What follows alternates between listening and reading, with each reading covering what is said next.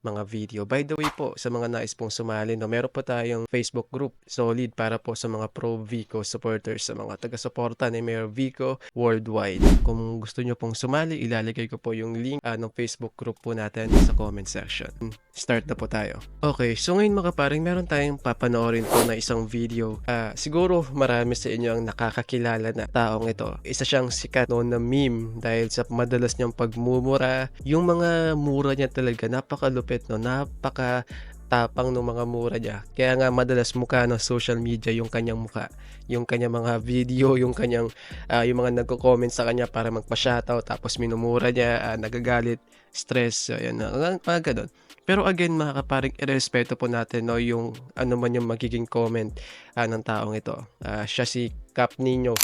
Hi mga kapatid, masang mapagpalang umaga po sa atin ngayong araw po ng April 10, araw po ng Huwebes. Pero alam nyo po, nagtataka po ako mga kaibigan. Itong si Pasig City Mayor Vico Sotto, naka-6 na taon na po bilang ama ng lungsod ng Pasig.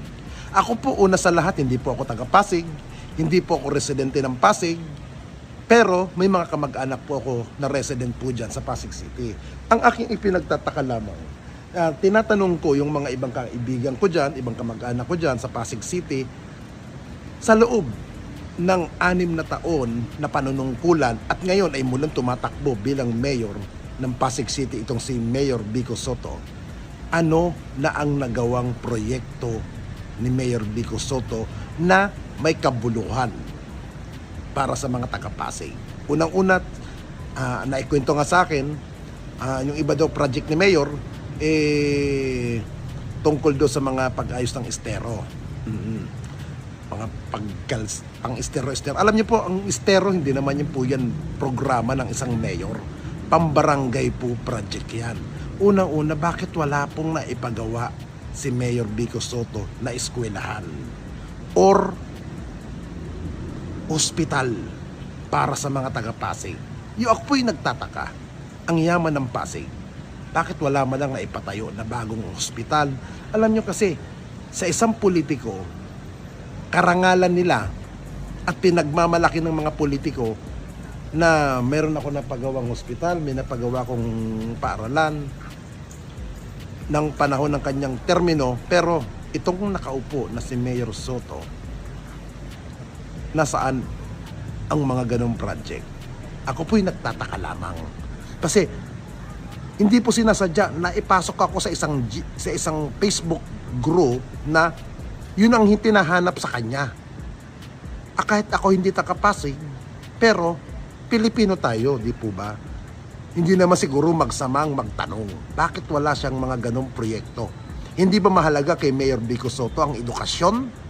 Hindi ba mahalaga sa kanya ang pangkalusugan project? Nagtatanong lamang. So again mga kaparing, irerespeto po natin yung naging comment, yung naging pahayag po ni Cap Nino. Lahat naman po tayo, may kanya-kanya po tayong opinion. Okay, at siguro mayroon po kasing pinanggagalingan no, yung katanungan ni Cap Nino. Well, o nga naman, no, kahit sinong tao ay mapapatanong nga naman kung nasaan yung mga proyekto ni Mayor Vico na eskwelahan at ospital. Bakit hindi daw mahalaga kay Mayor Vico ang edukasyon at pangkalusugan? So yun yung madalas na binibira Mayor Vico. Maiintindihan naman po natin si Cap kasi siya po ay hindi taga-Pasig. So, pero ito ipapahayag naman po natin no, yung atin. Okay, so mag-base muna tayo sa edukasyon. So sabi po kasi ni Cap, kung hindi ba mahalaga kay Mayor Vico ang edukasyon. So unang-una po kasi no, napakarami na po mga eskwelahan na naipatayo dito sa Pasig at karamihan po doon ay mga luma o matagal na naipatayo. So kaya po ng elementary school dito po sa De La Paz, sobrang luma na po, as in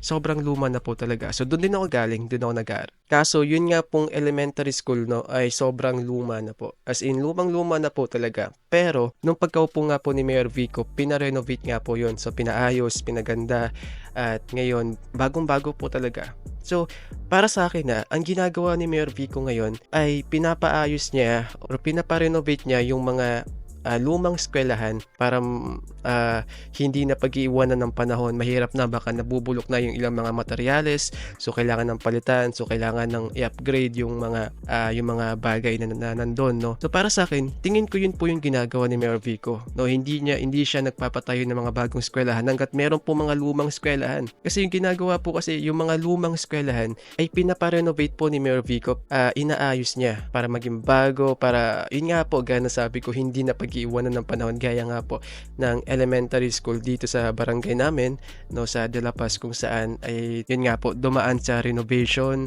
at eto, bagong-bago na. And I don't think so po na hindi mahalaga kay Mayor Vico ang edukasyon, dahil kaya nga po ng paulit-ulit kong binabanggit, may natatanggap po na school supplies ang mga estudyante sa Pasig kay Mayor Vico taon-taon. Yung mga materyales po na ginamit, hindi po tinipid, talagang sobrang tibay, talagang ang ganda. Sapatos, sobrang tibay, 'di ba? Marami nga nagagandahan, no, sa sapatos, sa mga uniform, PM, notebooks, etc., etc. And then from 11,000 nung 2019 nung pagkaupo ni Mayor Vico, umabot na po, dumoble na po yung dami ng mga scholar sa Pasig, which is umabot na ng 25,000. Yun, mas malaki po kasi ang natatanggap ng mga nasa kolehiyo.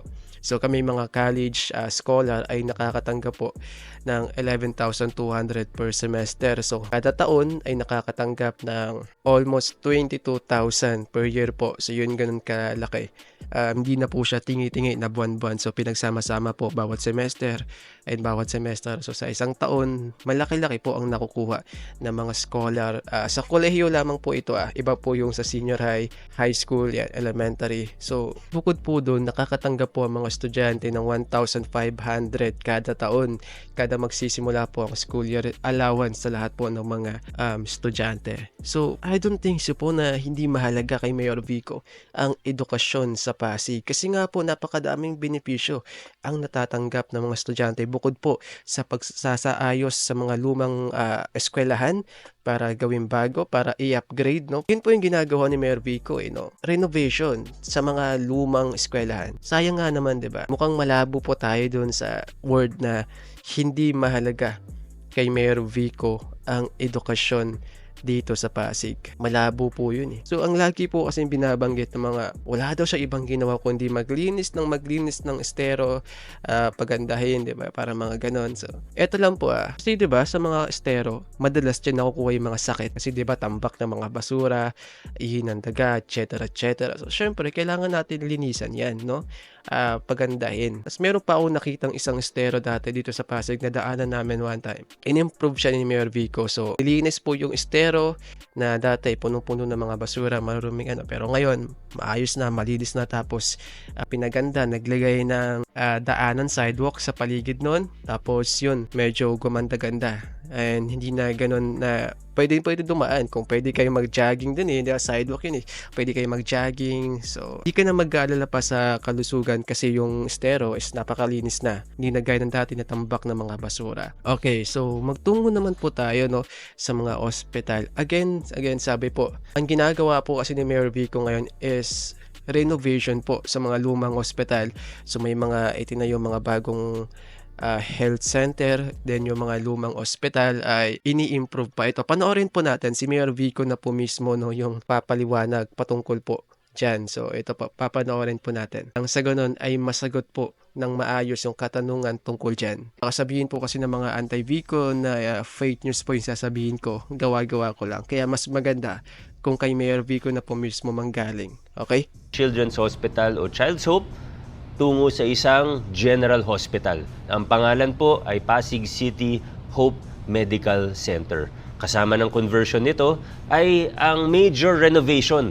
Ang layunin natin dito ay yung expansion ng services para mas marami tayong Pasigenyo na matutulungan. Ano po ba yung mga services na i-expand natin? Una po sa lahat, palalakihin natin ang emergency room. Alam naman natin, ito talaga yung problema sa maraming pampubliko at pati pribadong ospital. Pangalawa, dadagdagan natin ang mga services para hindi lang pambata, kundi yung mga medical, surgical, and OB-GYN services natin. At dahil nabanggit ko yung isang ospital natin, kailangan ko rin i-special mention ng PCGH dahil marami rin improvement sa ating PCGH. Yung supply building na may hemodialysis unit po, yung autoclave, housekeeping building natin, yung mga nagsimula na rin po gaya nung sa cardiac catheterization lab, yung sa drainage and roads around PCGH. At special mention naman sa City Health Department, sa mga health centers natin na bagong renovate. At meron naman po yung mga may permit to construct na galing sa Department of Health. Kasama po rito sa mga next project natin yung infirmary sa Nagpayong. So malinaw po mga kaparag yung ginagawa ni Mayor Vico. Renovation po sa mga lumang ospital. Expansion, pagdagdag po ng mga makabagong services sa mga ospital na iyon. Yun po yung ginagawa. Diba gaya nga po ng nasabi ni Mayor Vico is may mga permit to construct na po. Okay, so yun po yung aantayin natin na maybe bago po matapos ang termino ni Mayor Vico, pag siya po ay nanalo, ay matatapos na yung mga yon. So yung ginagawa po ni Mayor Vico, malinaw na malinaw po, renovation po sa mga ospital. Gaya po sa PCGH o sa Pasig City General Hospital. So pagpapalawak po ng expansion at pag-i-improve, pagdadagdag pa ng mga makabagong services para hindi na siya pambata, di ba? Pwede na pang matanda. So malinaw po na malinaw, galing na po mismo kay Mayor Vico yung ka-focus po sila sa pag-renovate sa mga lumang ospital. Dahil nga po, mahalaga nga po na yung mga lumang ospital ay magkaroon na po ng mga makabagong services na kakailanganin po para po sa mga Pasigueño. So again, renovation, expansion, pagpapaganda at pagdadagdag ng mga makabagong services sa mga lumang ospital, meron na pong permit to construct. So malino na malino po yun galing kay Mayor Vico. So again, maraming salamat po and don't forget to like and subscribe.